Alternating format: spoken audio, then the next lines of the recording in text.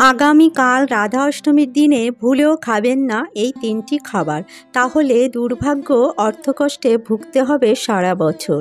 পরিবারে রোগ জ্বালা যন্ত্রণা দেখা দেবে, নানা প্রকার গ্রহদোষ ও বাস্তুদোষ দেখা দেবে, মা লক্ষ্মীর কৃপা ও আশীর্বাদ থেকে বঞ্চিত হবেন এবং রাধা অষ্টমীর পূর্ণ ফল লাভ থেকে বঞ্চিত হবেন।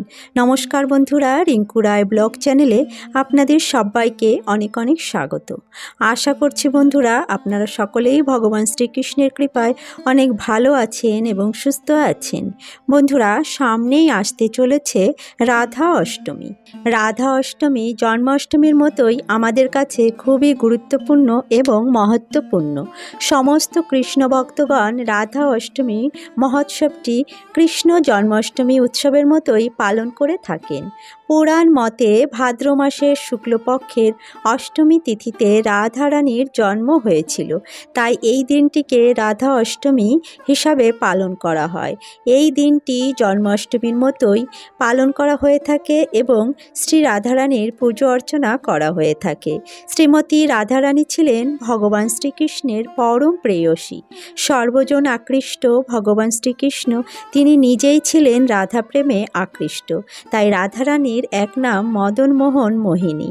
যদি ভগবান শ্রীকৃষ্ণের পরম প্রেম ও আশীর্বাদ লাভ করতে চান তাহলে আপনাকে অবশ্যই শ্রীকৃষ্ণ প্রেয়সী রাধারানীর পুজো অর্চনা করতে হবে এবং রাধারানীর সেবা যত্ন করে সন্তুষ্ট করতে হবে। আর রাধা অষ্টমীতে আপনাকে রাধা অষ্টমী অবশ্যই পালন করতে হবে। বন্ধুরা, আজকে আমি আপনাদের সাথে আলোচনা করব রাধা অষ্টমীর দিনে ভুলেও কোন কোন খাবার আপনারা গ্রহণ করবেন না। বন্ধুরা, হিন্দু ধর্মে প্রত্যেকটি পবিত্র ও পুণ্যতিথিতে খাদ্য খাবারের বিশেষ বিধিনিষেধ রয়েছে, যা আমাদের মেনে চলা উচিত, কিন্তু অনেকেই তা মানতে চান না বা বিশ্বাস করেন না। ফলে তাদের জীবন ও সংসারে দেখা দেয় নানা রকম বিপর্যয় এবং তাদের নানা বিপত্তি ও বাধা বিপত্তি সমস্যার সম্মুখীন হতে হয়। তাই এই বিধিনিষেধগুলি অবশ্যই মেনে চলা অত্যন্ত জরুরি। চলুন বন্ধুরা, জেনে নেওয়া যাক এই পবিত্র রাধা অষ্টমীতে কোন কোন খাবারগুলি আমাদের ভুলেও গ্রহণ করা উচিত নয়। তাই ভিডিওর মূল পর্বে যাওয়ার আগে আমার সকল বন্ধুদের কাছে বিশেষ অনুরোধ, ভিডিওটি প্রথম থেকে শেষ পর্যন্ত সম্পূর্ণরূপে মনোযোগ সহকারে শ্রবণ করবেন এবং ভালো লাগলে লাইক শেয়ার কমেন্ট করবেন। আর আমার চ্যানেলে নতুন হয়ে থাকলে চ্যানেলটি সাবস্ক্রাইব করে আমার পাশে থাকবেন। তো চলুন বন্ধুরা, ভিডিওর মূল পর্বে যাওয়া যাক। বন্ধুরা, সর্বপ্রথমেই আমরা জেনে নেব এবছর রাধা অষ্টমী কবে পড়েছে এবং রাধা অষ্টমীতে অষ্টমী তিথি কখন শুরু হচ্ছে এবং কখন শেষ হচ্ছে। বন্ধুরা, এবছর অর্থাৎ 2024 সালে রাধা অষ্টমী পড়েছে ইংরাজির 11ই সেপ্টেম্বর 2024 এবং বাংলার 25শে ভাদ্র 1431 বুধবার দিন। অষ্টমী তিথি শুরু হবে 10ই সেপ্টেম্বর 2024 মঙ্গলবার রাত 11টা 11 মিনিট থেকে এবং অষ্টমী তিথি শেষ হবে 11ই সেপ্টেম্বর 2024 বুধবার রাত 11টা 46 মিনিটে। সুতরাং উদয় তিথি অনুসারে রাধা অষ্টমী পালন করা হবে 11ই সেপ্টেম্বর বুধবার দিন।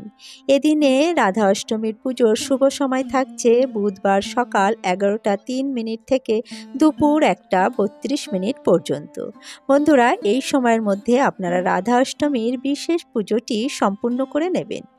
বন্ধুরা, চলুন এবার জেনে নেওয়া যাক এই পবিত্র রাধা অষ্টমীর দিনে আপনারা ভুলেও কোন কোন খাবার মুখে তুলবেন না।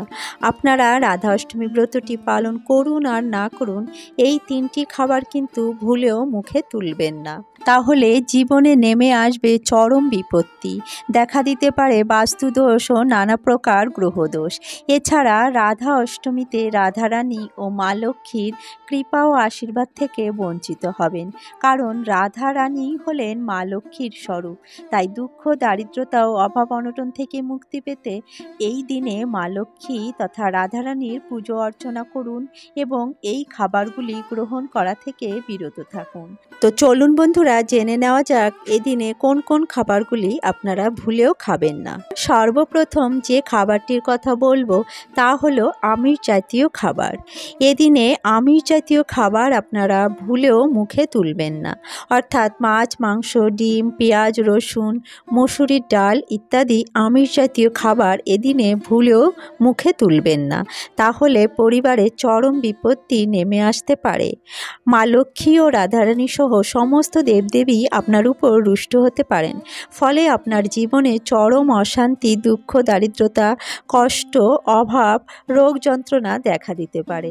তাই এদিনে আপনারা ভুলেও এই আমিষ জাতীয় খাবার মুখে তুলবেন না। বন্ধুরা দ্বিতীয় যে খাবারটি এই পবিত্র রাধা অষ্টমীর দিনে ভুলেও খাবেন না তা হলো মাশরুম। এদিনে ভুলেও আপনারা মাশরুম বা ছত্রাক জাতীয় কোনো খাবার খাবেন না। এদিনে মাশরুম বা ছত্রাক জাতীয় খাবার গ্রহণ করলে নানা রকম গ্রহদোষ ও বাস্তুদোষ দেখা দেয়, তাই পবিত্র এই দিনে ভুলেও মাশরুম খাবেন না। বন্ধুরা তৃতীয়ত যে খাবারটি আপনারা এই দিনে ভুলেও গ্রহণ করবেন না তা হলো পোড়া বা মশলা জাতীয় খাবার এবং অতিরিক্ত তৈলাক্ত জাতীয় খাবার, যেমন বেগুন পোড়া, টমেটো পোড়া ইত্যাদি পোড়া জাতীয় খাবার এদিনে ভুলেও গ্রহণ করবেন না।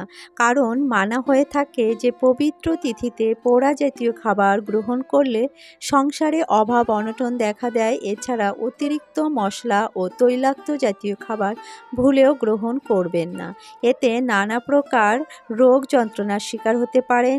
তাই অতিরিক্ত তৈলাক্ত খাবার, ফ্যাটি ও মশলা জাতীয় খাবার গ্রহণ করা থেকে বিরত থাকুন। এছাড়া বন্ধুরা এই দিনে আপনারা ভুলেও তামাক ও মাদক জাতীয় দ্রব্য গ্রহণ করবেন না, যেমন তামাকু, গুটকা, মাদক ইত্যাদি নেশা জাতীয় দ্রব্য ভুলেও গ্রহণ করবেন না। তামাক ও মাদক জাতীয় দ্রব্যে কোনো খাদ্যগুণ থাকে না এবং এটি শরীর ও মস্তিষ্কের জন্য অত্যন্ত ক্ষতিকর। তাই তামাক বা নেশা জাতীয় জিনিস গ্রহণ করা থেকে বিরত থাকুন। বন্ধুরা রাধা অষ্টমী ও জন্ম অষ্টমীর মতো পূর্ণ ও পবিত্র দিনে মদ্যপান ও নেশা জাতীয় জিনিস গ্রহণ করলে পাপ স্পর্শ করে। এছাড়া পরিবার ও সংসারে তার প্রভাব ফেলে, ফলে পরিবারে সুখ শান্তি বিঘ্নিত হয়, সংসারে অভাব অনটন ও অশান্তি নেমে আসে। তাই নেশা জাতীয় দ্রব্য গ্রহণ করা থেকে বিরত থাকুন। বন্ধুরা এই রাধা অষ্টমী দিনটি অত্যন্ত পবিত্র ও পূর্ণ একটি দিন। এই দিনটি ভক্তি ও নিষ্ঠার সাথে পালন করুন।